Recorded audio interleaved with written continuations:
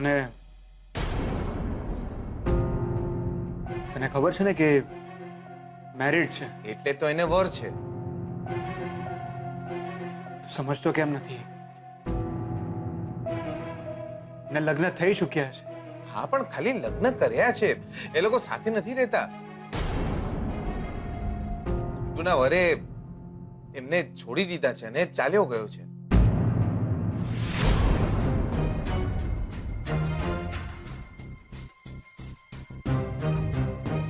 સમજતો કેમ નથી? કેવી રીતે સમજાવું તને? મને ખબર છે શું? તારી આ ફિલિંગ્સ કે તું એમની સાથે લગ્ન કરવા માંગે છે, એ ખબર છે. આ એ જ તો પ્રોબ્લેમ છે દિયોર. નથી કહી શકતો હું એમને.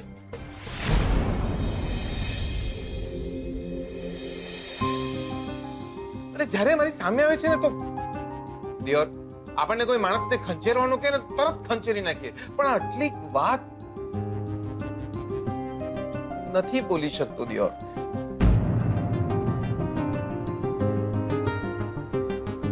જો એ ના પાડશે તો?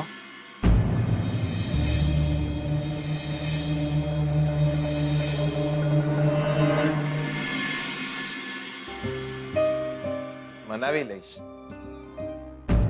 આ જીગર આત્મારામ પટેલ મેહોણાથી લંડન પહોંચી ગયા તો સ્વીટુના દિલ સુધી નહીં પહોંચે?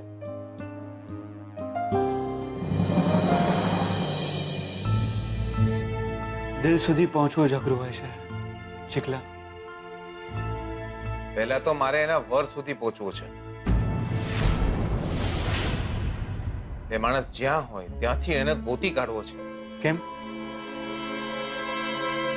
સ્વીટુના અને એના વરના છૂટાછેડા તો લેવડાવવા પડશે ને દિયો.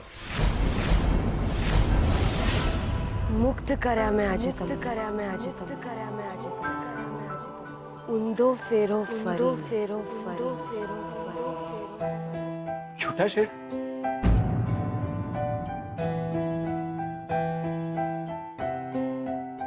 પણ જો એને ના પાડી તો? ના શું કામ પાડે દિયો? આમે એ લોકો કઈ જોડે થોડા રહેશે, અને પેલો કઈ આખી લાઈફ એકલો થોડી રહેશે. હવે એમને જો બીજા લગ્ન કરવા હશે તો સ્વીટુને છૂટાછેડા તો આલવા જ પડશે ને. જ્યાં સુધી આ સ્વીટુને છૂટાછેડા નથી આલતો ત્યાં સુધી એના બીજા લગ્ન કઈ રીતે શક્ય બનશે? આ સ્વીટુને છૂટાછેડા આપ્યા વગર જો બીજા લગ્ન કરે તો એ તો જેલ ભેગો થઈ જાય, તો જેલ ભેગો થઈ જાય, જેલ ભેગો થઈ જાય. એમ કોઈ કઈ રીતે બબે લગ્ન, કઈ રીતે બબે લગ્ન કરી છે, બબે લગ્ન કરી છે, બબે લગ્ન કરી છે. અને એ ગયો તેલ લેવા. પોલીસ એને પકડે, એને ઝાડ પર ઊંધો લટકાઈને ફટકારે, આપણે શું? પણ જો સ્વીટુના છૂટાછેડા નહીં થયા તો અમારા લગ્ન અટકી જશે અને એનાય નહીં થાય.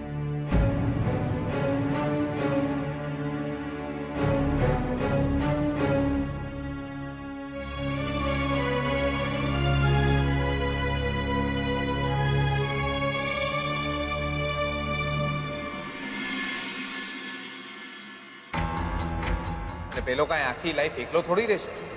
હવે એમને જો બીજા લગ્ન કરવા હશે તો સ્વીટુને છૂટાછેડા તો આલવા જ પડશે ને. આ સ્વીટુને છૂટાછેડા આપ્યા વગર જો બીજા લગ્ન કરે તો એ તો જેલ ભેગો થઈ જાય દિયો. એમ કોઈ કઈ રીતે બબે લગ્ન કરી શકે?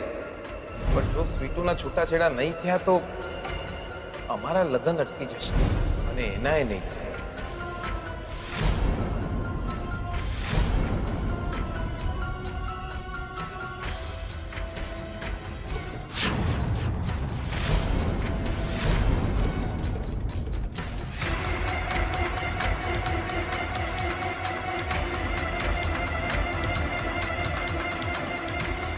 જીગરની વાત માત્ર લક્ષ્મી માટે નહીં, મારા માટે પણ સાચી છે. લગ્ન તો મારા પણ થઈ ગયા કહેવાય ને. જો મારે શ્રુતિ સાથે લગ્ન કરવા હોય તો મારે લક્ષ્મી સાથે ડિવોર્સ તો લેવા જ પડે, કારણ કે લક્ષ્મી હજુ મારી પત્ની છે. અને જો લક્ષ્મી મારી પત્ની હોય તો તો શ્રુતિ સાથે લગ્ન કેવી રીતે કરી શકું?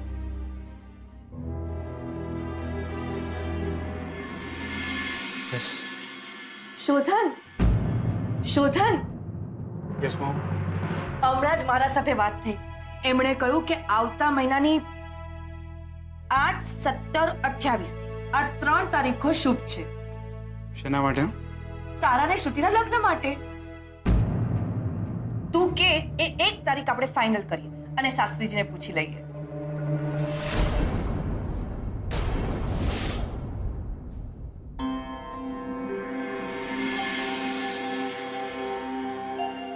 હવે તારા કે શ્રુતિના લગ્ન માટે મોડું શા માટે કરવાનું? તું કે શ્રુતિ નક્કી કરો એટલે આપણે તૈયારીઓ શરૂ કરી દઈએ. હા પણ મોમ, મને વિચારવા માટે ટાઈમ તો આપ થોડો. એમાં વિચારવાનું શું હોય? આ 3 તારીખ છે આવતા મહિનાની.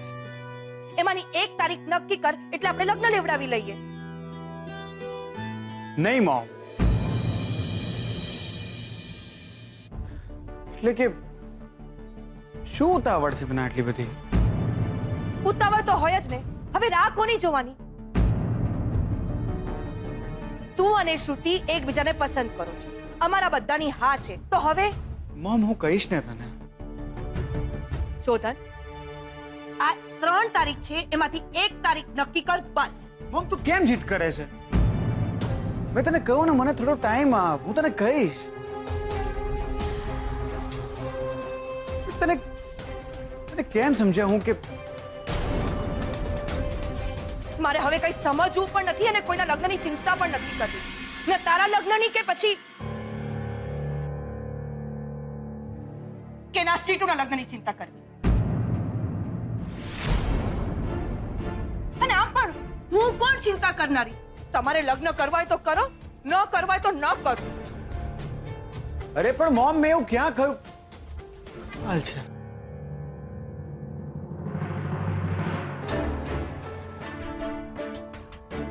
કેમ ના પાડી રહ્યા છો? ના કેમ પાડી રહ્યા છો લગ્ન માટે? આટલું સમજાવ્યા પછી પણ તમે મારે કારણે ના પાડી રહ્યા છો? ના નહીં પાડો. તમારે શ્રુતિબેન સાથે લગ્ન કરવાના છે બસ. લક્ષ્મી, તમને કેવી રીતના સમજાવું? તમને ખબર છે ને મારું અહીંયા રહેવું કેટલું જરૂરી છે. નહીં આવું. તમારા અને શ્રુતિબેનના લગ્નની આડે હું ક્યારેય નહીં આવું. હવે કેમ ના પાડો છો લગ્ન માટે?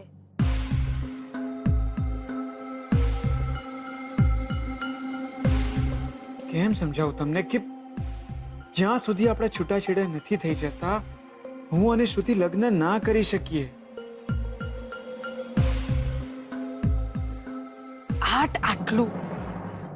આટલું સમજાવ્યા પછી પણ તમે છો કે અરે નહીં રાખો ભાર તમારા અહીં મારો. લક્ષ્મી, શું કહું હું તમને?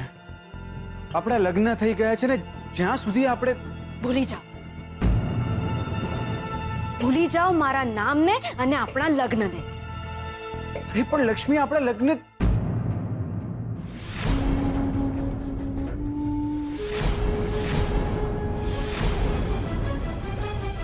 આપણા લગ્નની એક નિશાની હું મિટાવી દઈશ.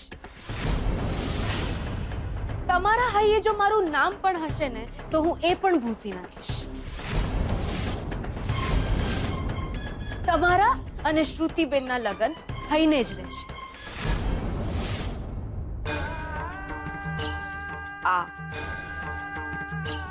આ કંકોત્રીનો ભાર છે ને તમારા હૈયે, તો લો.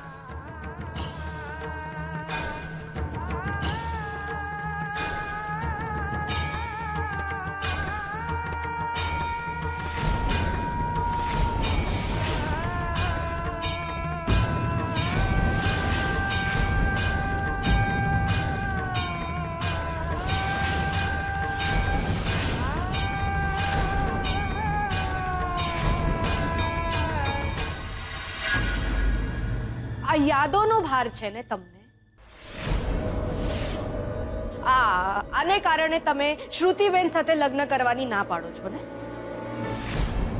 તો લો, આ યાદો અને સંબંધ પૂરા. અગ્નિની સાક્ષીએ શરૂ થયેલો આ સંબંધ અગ્નિની સાક્ષીએ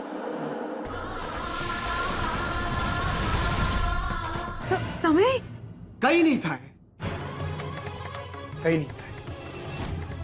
આ ફોટો સળગાવવાથી કે આ કંકોત્રી સળગાવવાથી હું શ્રુતિ સાથે લગ્ન નહીં કરી શકું. આ બધું કરવાથી જ્યાં સુધી આ સ્વીટુને છૂટાછેડા નથી હાલતો ત્યાં સુધી એને બીજા લગ્ન કઈ રીતે શક્ય બનશે? લક્ષ્મી હજુ મારી પત્ની છે, અને જો લક્ષ્મી મારી પત્ની હોય તો શ્રુતિ સાથે લગ્ન કેવી રીતે કરી શકું?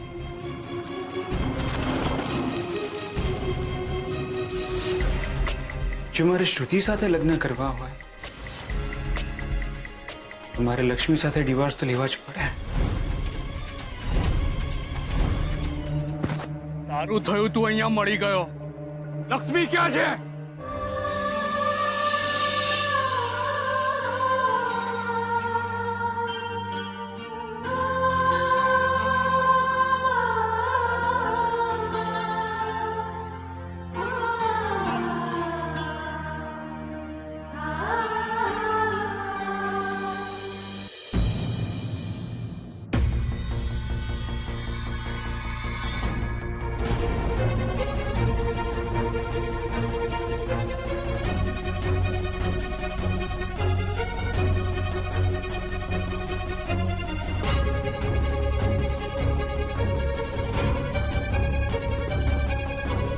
તમારા લગ્નનો ફોટો છે.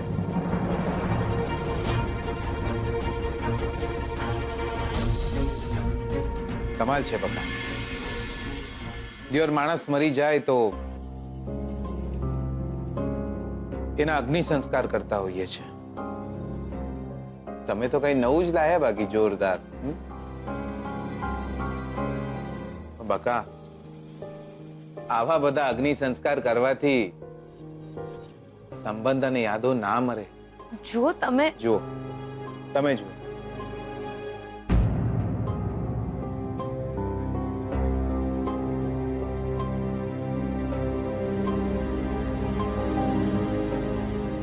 આ જુઓ બકા.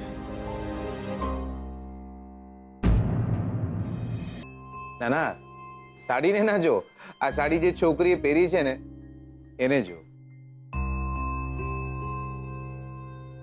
મારી વહુ છે એટલે હતી ક્યારેક. અને આ બાજુમાં છગન, એનો નવો વર.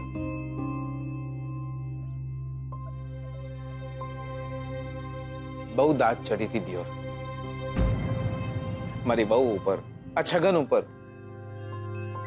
એવું થયું હતું કે દંડો લઈને આખી દુનિયા ફરી વળું. દુનિયામાં જેટલા પણ છગન છે ને એ લોકોને મારી મારીને લાલ ચોળ કરી નાખું.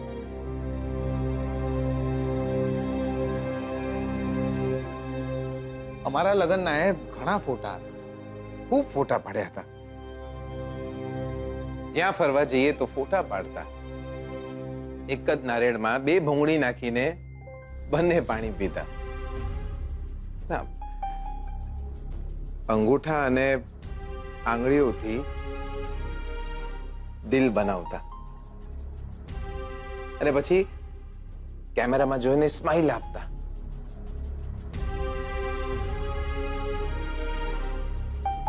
એક જ દાબડામાં જ્યારે બંને જણા બેઠા હોય ને, ફોટા જોઈને કોઈને લાગતું હતું કે આખા લંડનમાં સૌથી વધારે ઠંડી આ બંનેને જ વાય છે. એક દિવસ પાર્ટીએ બોમ્બ ફોડ્યો. મને કે એને છગન ગમે છે. એવી દાંત ચડી, એવી દાંત ચડી. મને થયું કે આખી દુનિયાને બાળી નાખું, સળગાઈ નાખું. બાપાની છે ને દુનિયા તો.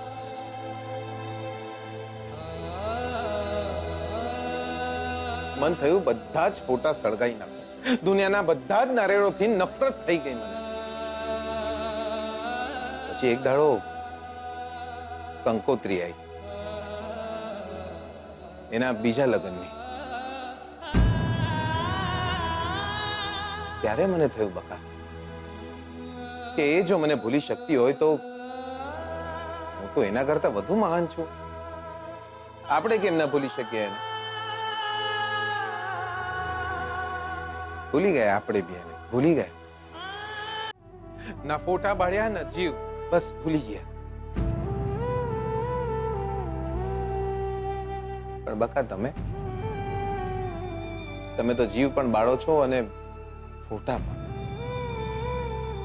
આવું ચાલતું હશે?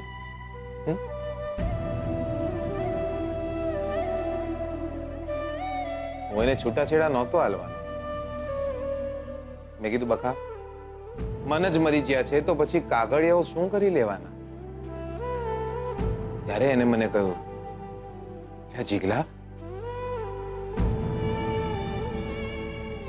જો તું મને છૂટાછેડા નહીં હાલે ને તો મારા બીજા લગ્ન નહીં થાય. Please dear. એ રીતે પ્લીઝ બોલી મન થયું કિડની કાઢીને આપી દઉં. માણસને બીજા લગ્ન કરવા હોય ને તો છૂટાછેડા હાલવા જરૂરી છે, એટલે હાલી દીધા મેં એને છૂટાછેડા. આ જીગર આત્મારામ પટેલની આત્મકથા તમને શું કામ કીધી બકા ખબર છે? કારણ કે ફોટા સળગાવવાથી કંઈ નહીં થાય. તમારે અને તમારા પતિએ એકબીજાને ભૂલવા પડશે. બકા એક સંબંધ જે બે જણાને દુખી કરે, નડે, રડાવે, એ સંબંધ ખોટો.